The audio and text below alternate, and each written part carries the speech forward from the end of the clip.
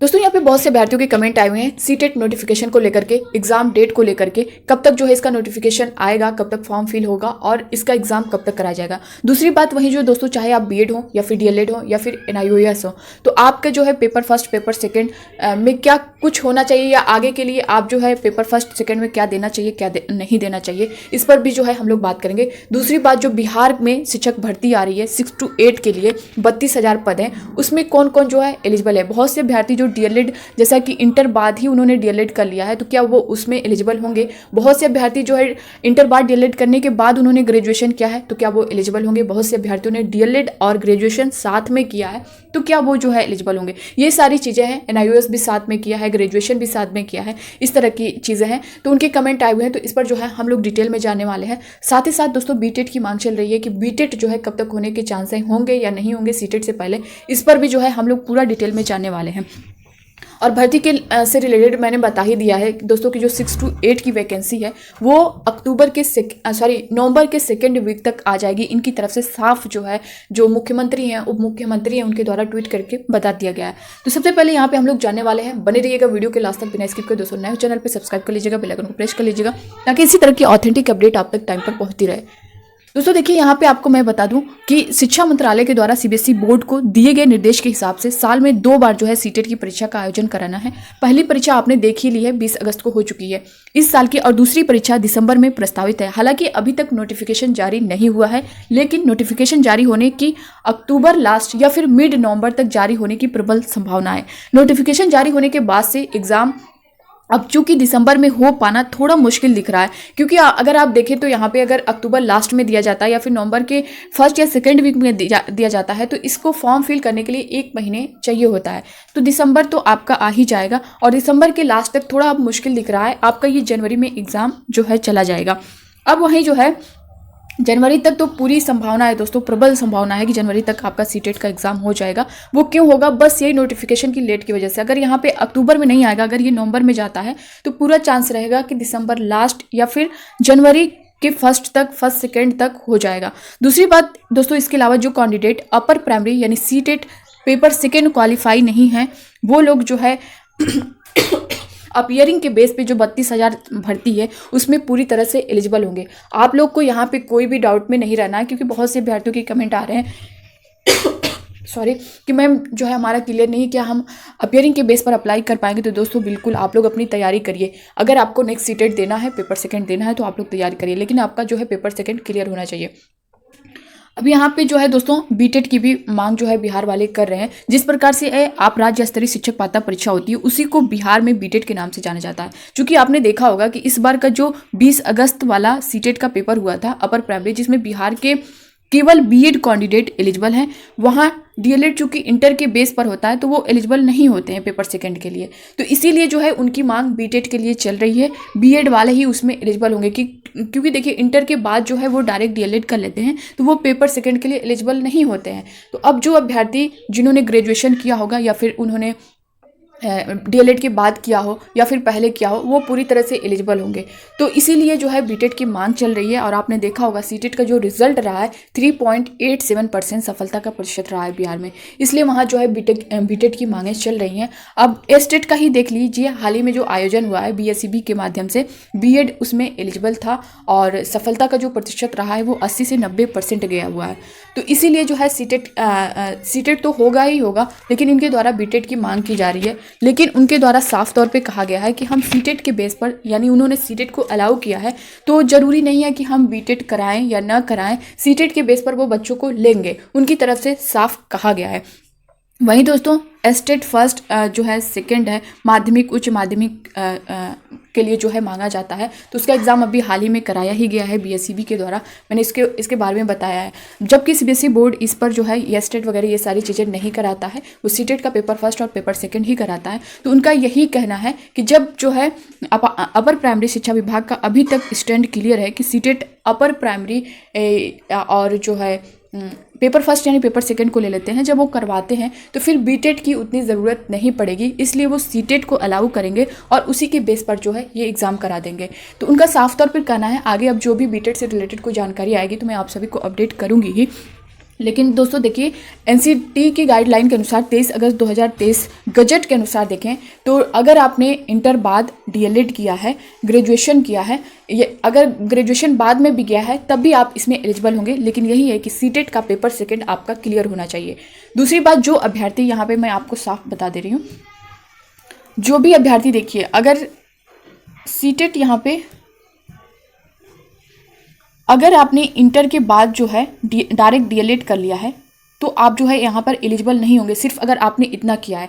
अगर आप जो है इंटर के बाद अगर आपने डीएलएड कर लिया है, अगर उसके बाद भी अगर आपने ग्रेजुएशन किया है, तब भी आप पूरी तरह से एलिजिबल हैं। चाहे आप बाद में किए हों या फिर इंटर के बाद जो है ग्रेजुएशन करने के बाद आपने डीएलएड किया हो, चाहे आप इस तरह से किए हों बाद में या फिर पहले, आपको डिग्री तो है, आप इसमें एलिजिबल होंगे। आप लोगों को यहाँ पर टेंशन लेने की कोई ज़रूरत नहीं है। सीटेट का पेपर सेकंड जो है आप लोग फिल करिएगा। दूसरी बात दोस्तों, यहाँ पे बहुत से अभ्यर्थियों के ये भी कमेंट आए जो बीएड वाले हैं कि मैम हमें सीटेट का पेपर फर्स्ट देना चाहिए या नहीं देना चाहिए। दोस्तों देखिए, आपने देखा होगा सीटेट का पेपर फर्स्ट के लिए आपका जो ये भर्तियों का रिजल्ट आया है, केवीएस आप देख लें, वहीं बिहार का पीआरटी आप देख लें, तो जो बीएड वाले हैं उनके रिजल्ट रोक दिए गए हैं। तो आप देख सकते हैं, अगर आप जो है सीटेट का पेपर फर्स्ट देते भी हैं तो यहाँ पे इसका क्या मतलब होगा? कोई नहीं मतलब होगा। इसलिए बीएड वाले जो अभ्यर्थी हैं वो पेपर सेकंड पर अभी फोकस करें। और जैसे ये मामला, जैसा कि कोर्ट में अभी चल ही रहा है, माननीय सुप्रीम कोर्ट की तरफ से प्राथमिक को से जो है बीएड को बाहर कर ही दिया गया है, लेकिन उसके बाद से भी अभी जो मामला है कोर्ट में चल रहा है घूम फिर कर। तो जैसे ही इससे रिलेटेड साफ तौर पर सब कुछ आ जाएगा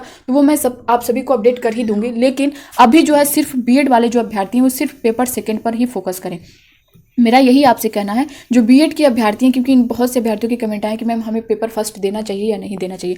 दोस्तों अभी देखिए, फॉर्म अभी आएगा तो उसमें 1 महीने का भी टाइम मिलेगा। अभी तो मामला कोर्ट में चल रहा है, जैसे ही कोई अपडेट आती है तो सारी चीज़ें क्लियर हो जाएंगी। लेकिन आप पेपर सेकेंड तैयारी करते रहिए, क्योंकि पेपर सेकेंड अगर आप तैयार करेंगे तो इसका जो CDP है, लैंग्वेज वाले जो पेपर है, हिंदी है, सब कुछ सेम ही है। बस आपको जो स्पेशल सब्जेक्ट होता है, जो आपका साइंस होगा या फिर SST होगा, मैथ होगा, ये जो चीज़ें हैं थोड़ा एक्स्ट्रा पढ़नी पड़ती हैं। तो आप लोग अभी पेपर सेकंड की तैयारी करिए। दूसरी बात, डीएलएड वालों को क्या करना है? डीएलएड वाले तो दोनों में एलिजिबल हैं, चाहे आपका पेपर फर्स्ट हो या फिर पेपर सेकेंड हो। तो जो भी अभ्यर्थी डीएलएड वाले हैं, मैं आपसे यही कहूँगी दोस्तों, आप लोग दोनों पेपर को फिल करिएगा। क्यों? क्योंकि अगर आप पेपर फर्स्ट तो आपको कंपलसरी आपको करना ही है। तो अगर प्राथमिक की कोई वैकेंसी आ रही है तो आपका पेपर फर्स्ट लग जाएगा। वहीं अगर सेकंड वहाँ पे लगेगा जो आपकी जूनियर की कोई अपर प्राइमरी की वैकेंसी आ रही है, जैसे आप मान लीजिए 6 to 8 की जो बिहार की ही आ रही है, अगर आप ये क्वालिफाई हैं तो आप जो है इसमें पूरी तरह से एलिजिबल है। ऐसा नहीं है कि आपको बाहर कर दिया जाएगा, बिल्कुल नहीं। तो डीएलएड वालों के पास ये दोनों चांस हैं, पेपर फर्स्ट पेपर सेकेंड आपको दोनों देना चाहिए। तो ये थी इससे रिलेटेड पूरी जानकारी दोस्तों। बाकी और मैं आपको बता दूं कि जो अभ्यर्थी NIOS डीएलएड वाले हैं उनके कमेंट आ रहे थे कि इसका मतलब क्या होता है डिस्टेंस लर्निंग कोर्स।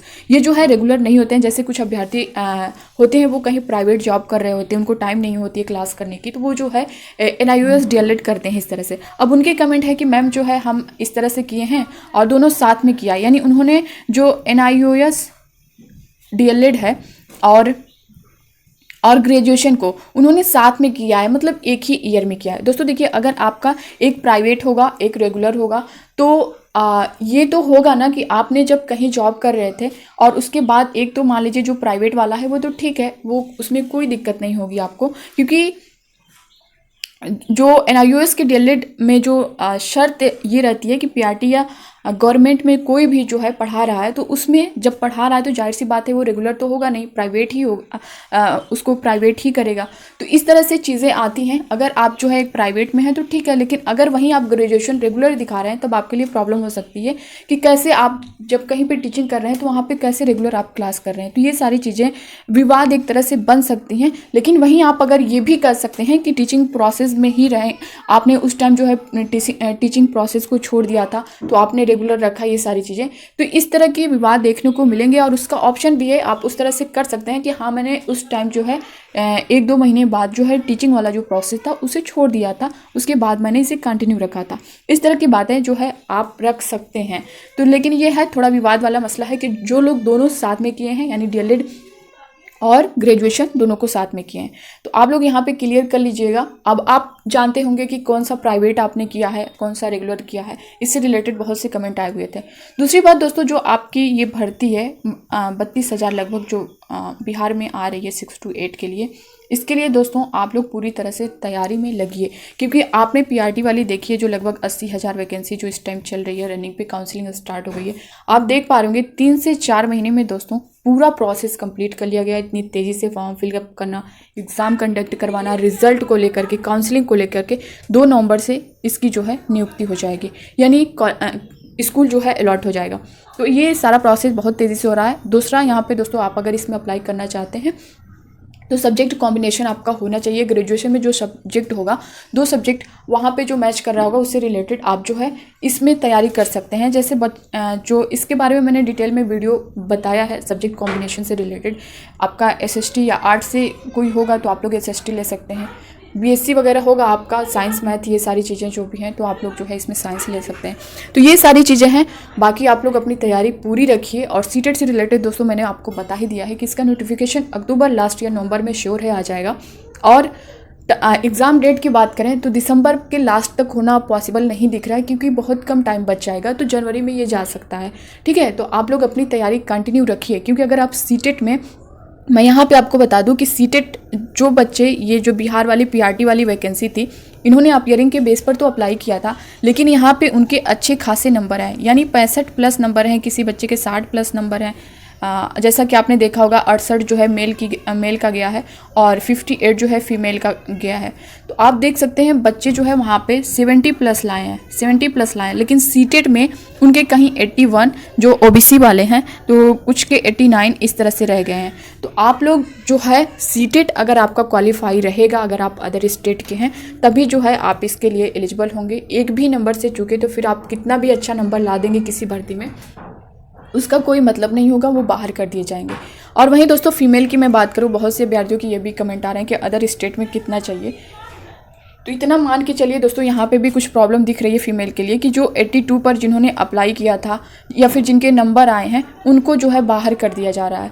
तो आप लोग इतना मान के चलिए, चाहे आप जनरल हो, ओबीसी हो, एससी हो, एसटी हो, जो भी हो दोस्तों, आप टारगेट 90+ का लेकर के चलिएगा, क्योंकि 90 में तो आप लोग अपने स्टेट में आ ही जाएंगे, लेकिन अदर स्टेट के लिए आपको 90+ आपको जनरल में काउंट किया जाता है। तो सीटेट में आप लोग इतना टारगेट बनाइए दोस्तों कि 120+ लाने का टारगेट बनाइए, तब जो है आप 100+ आराम से ला देंगे। आप ये मान के चलेंगे हमें बस 90 लाना है, बस 90 लाना है, तो वो 90 माइनस हो जाता है, लेकिन आपको सिर्फ 90 लेकर के नहीं चलना है। ये दोस्तों मैं किसी एक कैटेगरी की बात नहीं कर रही हूँ, चाहे आप जनरल हो, ओबीसी हो, एससी हो, एसटी हो। क्या होता है कि हम अपने स्टेट में तो रिजर्वेशन पा लेते हैं, लेकिन अदर स्टेट के लिए आपको हमेशा जनरल में काउंट किया जाता है। तो आप लोग जो है पूरी कोशिश करिएगा 120+। और मैं सब कुछ करवाऊंगी, किस तरह से मैं गाइड कर ही रही हूँ दोस्तों इसके लिए। और क्लास जो है आपकी सीडीपी वगैरह की चल ही रही है, सभी जो है साइंस के लिए बहुत से विद्यार्थी कमेंट कर रहे हैं, तो दोस्तों उस पर काम चल रहा है, जल्दी ही स्टार्ट हो जाएगा। सब कुछ जो है हम लोग एनसीईआरटी से पढ़ेंगे, ठीक है, ताकि आपके मन में जो है किसी भी टॉपिक से रिलेटेड कोई कन्फ्यूज़न नहीं रहेगा। और हम लोग एनसीईआरटी बुक को फॉलो करेंगे, उसी बुक से पढ़ेंगे। बाकी जो नोट्स वगैरह अलग से मैंने वन लाइनर बनाए हैं उसको आप सभी के साथ शेयर करूंगी। प्रैक्टिस हम लोग करेंगे, प्रीवियस ईयर क्वेश्चन करेंगे, आप लोग सभी करते रहिएगा। बाकी दोस्तों अब इससे रिलेटेड कोई डाउट होगा तो आप लोग कमेंट बॉक्स में कमेंट करके बता सकते हैं। नए हो चैनल पर सब्सक्राइब जरूर कर लीजिएगा, बेल आइकन को प्रेस कर लीजिएगा। और आपसे रिक्वेस्ट है इसे ज़्यादा से ज़्यादा शेयर करिएगा ताकि हर अभ्यर्थी तक पहुंच सके। और दोस्तों आपसे ये भी रिक्वेस्ट है, बहुत से अभ्यर्थी जो है वीडियो को प्रॉपर देख रहे हैं, चैनल पर लगातार बने हुए हैं, लेकिन वो जो है चैनल को सब्सक्राइब नहीं किए हैं। तो आप लोग प्लीज़, बटन को प्रेस करने में कुछ नहीं जाता है, उससे मुझे ही मोटिवेशन मिलेगा। तो ऐसा नहीं है कि पता नहीं है, वो सब कुछ शो करता है कौन से अभ्यर्थी जो है देख रहे हैं, किन अभ्यर्थियों ने किया है, किन अभ्यर्थियों ने नहीं किया है। तो आप लोग प्लीज़ एक बार कर लीजिएगा। मिलते हैं हम नेक्स्ट अपडेट के साथ, तब तक के लिए bye bye, take care, thank you.